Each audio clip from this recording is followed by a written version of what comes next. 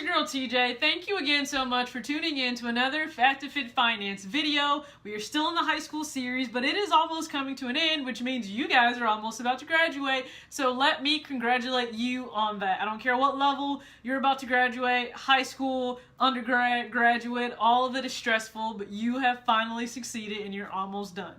Now this video still touches on high school, of course, and I want to talk about looking ahead for when you're in college and getting involved, because we always stress to students, and it was stressed to me as well, that you need to study, you need to work hard, you need to make sure that you're prepared for papers and tests and quizzes and group work and everything. They tell you to focus on school so much, but here's the reality, because I've sat in on interviews.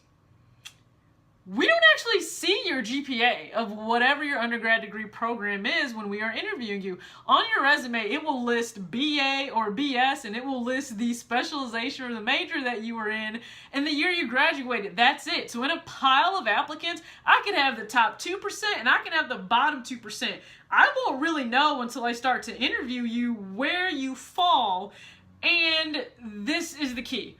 A lot of people that are at the bottom 2% might actually get hired over those people that graduated top in their class. And you're probably wondering, how in the heck can that happen if that person is so book smart and so intelligent? You can be an Einstein, you can be a whiz kid, you can ace every test, get an A on every single paper.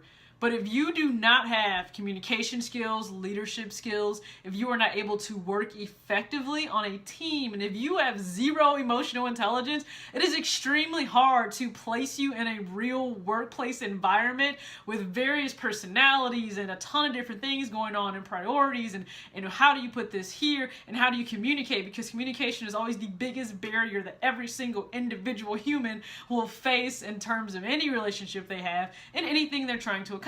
So if you do not have those things, it is extremely hard to believe as an employer that you would succeed, and that's what they need to be able to see. And do you know how you get all of these skills? You need to get involved on campus.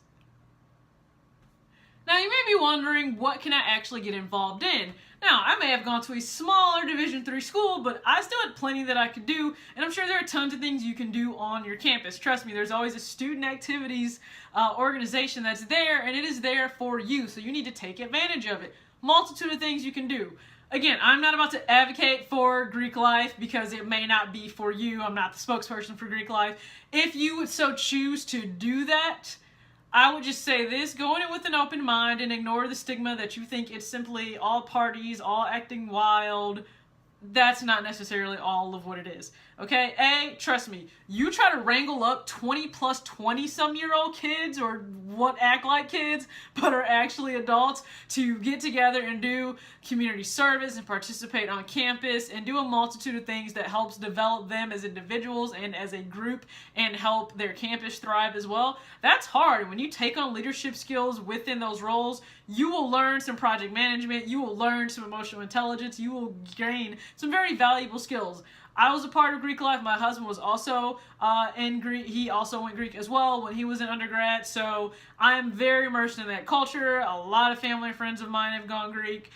It definitely was a positive experience for them. If you would choose to do that, I would hope that it would be a positive experience for you as well. But Greek life is something you can get involved in, and definitely helps you kind of learn about different people. I mean, it will usually be pretty diverse based on the backgrounds, different things like that of where people come from. Now, if you want to flex your major muscle, and by major muscle, I mean whatever your specialization will be and what you're studying in school, then join an academic association. Most campuses will have these, and they allow you to hone in and really, pinpoint those specific things that you may be studying if you're an engineer, if you're in business, if you're in communications, public policy, and you get to actually focus extra time just on your specific major. Now, there could be a ton of different organizations you can choose. I know on our campus we had the Association for Civil Engineers, you have the Association for Marketing Majors, you also have a group for criminal justice. There are tons of things. I had quite a few friends that were a part of I believe it was the American Criminal Justice Association, and trust me, they went on different conferences, they went to competitions, they did shooting competitions, they did quite a bit. That was fun for them, they loved it, they enjoyed it. So I would advise you to get involved, because when you do these, they help gain exposure. I mean, there are employers that go to these competitions for academic associations, and if you're there and you've impressed them, you may have landed yourself an interview or landed yourself a job. So do not discount the ability to advocate for your future self if you join an academic organization. Now, Greek life and academic organizations are not the only things on campus. I mean, we had the multicultural organization that was on campus.